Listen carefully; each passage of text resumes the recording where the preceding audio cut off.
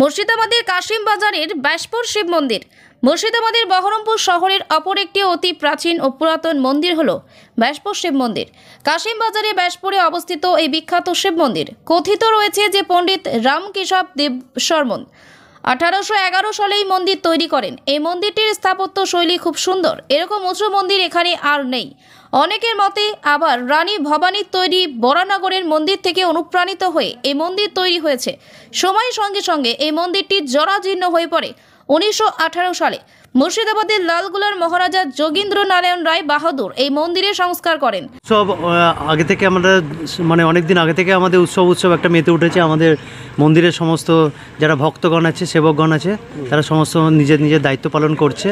আজকে থেকে আমাদের প্রোগ্রাম বিকেল 5টা থেকে শ্রীমদ্ ভাগবত গীতা পাঠ হবে 7:30 অবধি। আজকে এই দিয়ে শুরু হচ্ছে আমাদের মন্দিরের সমস্ত প্রোগ্রাম এবং আমাদের 4 দিনব্যাপী মহাসংকীর্তন নাম রয়েছে, গৌরাঙ্গ লীলা রয়েছে, তার সঙ্গে বাউল সঙ্গীত থাকবে একটা, আর আপনার তার সাথে থাকবে আমাদের একটা নাটক।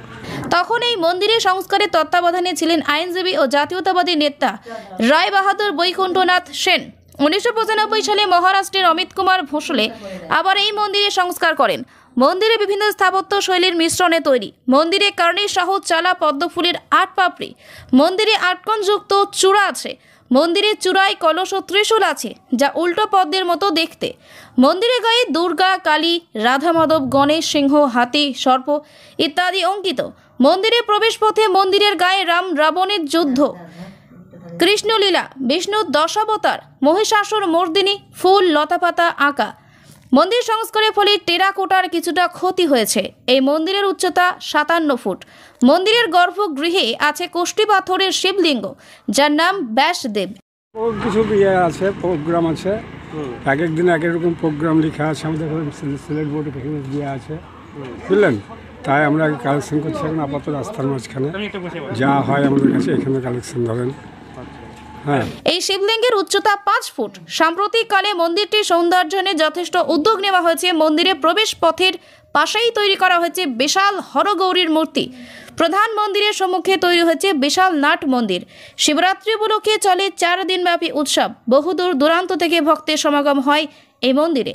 এই মন্দিরের উৎসব আজ থেকেই শুরু হচ্ছে বলেই জানিয়েছেন মন্দির কমিটির সদস্যবৃন্দরা। আর ধরে রাখেন এই মন্দিরে হাজার হাজার ভক্ত আসে।